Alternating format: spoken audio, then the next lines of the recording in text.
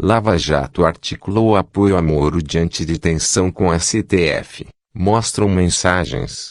Conversas indicam que o Deltan discutiu com o então juiz medidas para evitar desgaste por divulgação de planilhas com políticos. Procuradores na linha de frente da Operação Lava Jato se articularam para proteger Sergio Moro e evitar que tensões entre ele e o Supremo Tribunal Federal paralisassem as investigações num momento crítico para a Força Tarefa em 2016. Segundo mensagens privadas enviadas por uma fonte anônima ao The Intercept Brasil e analisadas pela Folha e pelo site. O objetivo era evitar que a divulgação de papéis encontrados pela Polícia Federal na casa de um executivo da Odebrecht acirrasse o confronto com o STF ao expor indevidamente dezenas de políticos que tinham direito a foro especial, e que só podiam ser investigados com autorização da Corte. O episódio deixou Moro contrariado por criar novo foco de atrito com o Supremo. Um dia depois de ele ser repreendido pelo tribunal por causa da divulgação das escutas telefônicas que tiveram o ex-presidente Luiz Inácio Lula da Silva, PT, como alvo naquele ano. As mensagens indicam que os procuradores e o então juiz temiam que o ministro Teori Zavascki, relator da Lava Jato no STF, desmembrasse os inquéritos que estavam sob controle de Moro em Curitiba e os esvaziasse num momento em que as investigações sobre a Odebrecht avançavam rapidamente. Os diálogos sugerem que o incidente foi causado por um descuido da Polícia Federal no dia 22 de março de 2016, quando ela anexou os documentos da Odebrecht aos autos de um processo da Lava Jato sem preservar seu sigilo, o que permitiu a divulgação do material por um blog mantido pelo jornalista Fernando Rodrigues da época. Assim que soube, no dia seguinte, Moro escreveu ao procurador Deltan Dallagnol, chefe da Força Tarefa da Lava Jato em Curitiba, para reclamar da polícia e avisar que acabara de impor sigilo aos papéis. Tremenda bola nas costas da PF, disse. E vai parecer afronta, acrescentou, referindo-se à reação que esperava do Supremo. Moro avisou que teria de enviar ao tribunal pelo menos um dos inquéritos em andamento em Curitiba, que tinha o marqueteiro petista João Santana como alvo. Deltan disse ter contatado a Procuradoria-Geral da República e sugeriu que o juiz enviasse outro inquérito, com foco no Odebrecht. Horas depois, o procurador escreveu novamente a Moro para discutir a situação e sugeriu que não tinha havido má-fé na divulgação dos papéis pela PF. Continua sendo lambança, respondeu o juiz, no Telegram. Não pode cometer esse tipo de erro agora. Deltan procurou então encorajar Moro e lhe prometeu apoio incondicional. Saiba não só que a imensa maioria da sociedade está com você, mas que nós faremos tudo o que for necessário para defender você de injustas acusações, escreveu.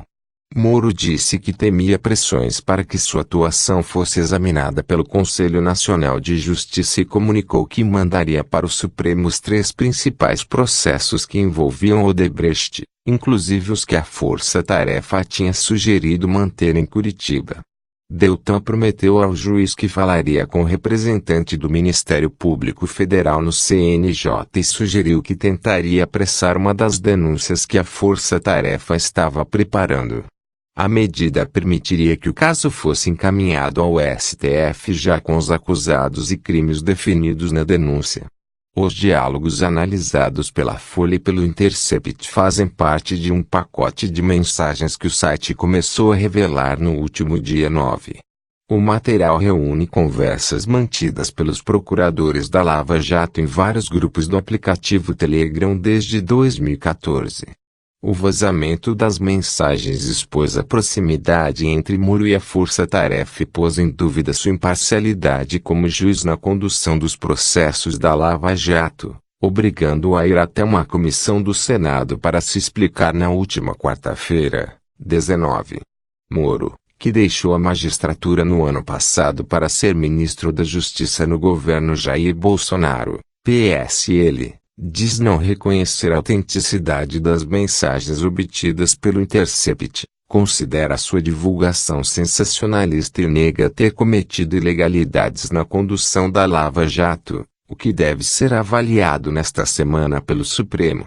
A força-tarefa da Lava Jato também não reconhece as mensagens como autênticas, mas, assim como Moro, não apontou indícios de fraude nos diálogos revelados. Segundo a legislação, juízes devem se manter imparciais diante da acusação e da defesa. Se estiverem de alguma forma comprometidos com uma das partes, devem se considerar suspeitos e, assim, ficam impedidos de julgar a ação. Quando isso ocorre, o caso é enviado para outro magistrado. As mensagens mostram também que procuradores e policiais se mobilizaram em diversos momentos para manter o juiz como um aliado da força-tarefa, seguindo sua orientação até mesmo quando criticou uma procuradora cujo desempenho numa audiência lhe parecera fraco. No caso da lista da Odebrecht, Deltan procurou o delegado Márcio Anselmo, que chefiava as investigações sobre a empresa, minutos depois de receber a reclamação do juiz. Moro está chateado, escreveu. Vai apanhar mais do STF, porque vai parecer afronta, acrescentou, repetindo a palavra usada pelo juiz antes. O procurador sugeriu que o policial fizesse uma análise mais aprofundada da lista para verificar se os valores correspondiam a contribuições políticas feitas legalmente ou não e fez um apelo. Por favor, nos ajude a pensar o que podemos fazer em relação a isso, escreveu. Anselmo respondeu no fim do dia, de acordo com as mensagens. Disse que correra para anexar os papéis aos autos dentro do prazo legal e que não via motivo para todo esse alvoroço, acrescentando a Deltan que parte do material já tinha sido exibido a 3 integrantes da força-tarefa um mês antes, quando foi encontrado. Deltan afirmou ao delegado que ele cometera um erro na sua avaliação e pediu que fosse mais cuidadoso. O receio é que isso seja usado pelo STF contra a operação e contra o Moro. O momento é que ficou ruim, explicou. Vem porrada.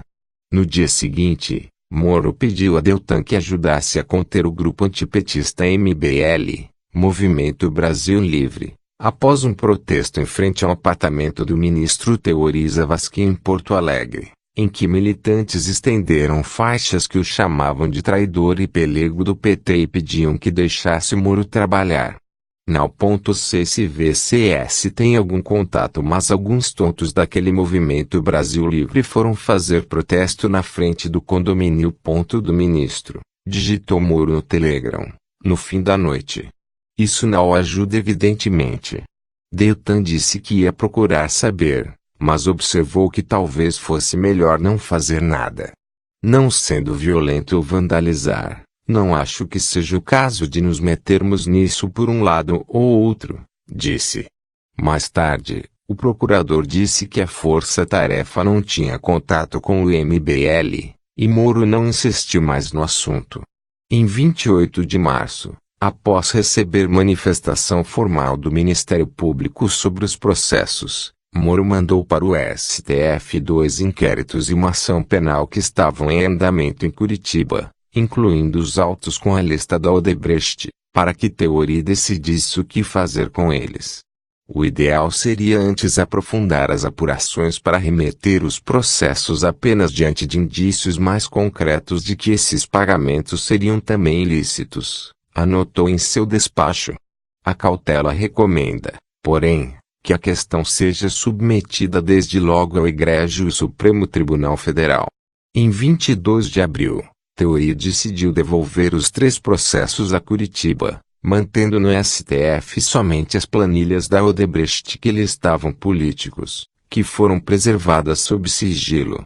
Primeiro relator da Lava Jato no Supremo, Teori morreu num acidente aéreo em janeiro de 2017. A retomada dos inquéritos foi importante para o avanço das investigações sobre a Odebrecht. Nessa época, os procuradores já haviam convencido uma funcionária do departamento responsável por pagamentos de propina da empreiteira a cooperar e estavam começando a negociar acordos de delação premiada com os principais executivos da empresa. Procurado, Moro afirmou que sempre respeitou o MBL e voltou a criticar a invasão de celulares. Já a equipe de procuradores da Lava Jato não se manifestou até a publicação desta reportagem. Segundo o levantamento feito pelo CNJ a pedido da Folha na semana passada, 55 processos foram abertos para examinar a atuação de Moro na Lava Jato e 34 já foram arquivados sem punição para o ex-juiz, incluindo diversas reclamações por causa da divulgação das escutas em 2016. Ricardo Baltazar e Flávio Ferreira, da Folha. Rafael Moro Martins e Amanda Eldi, do The Intercept Brasil.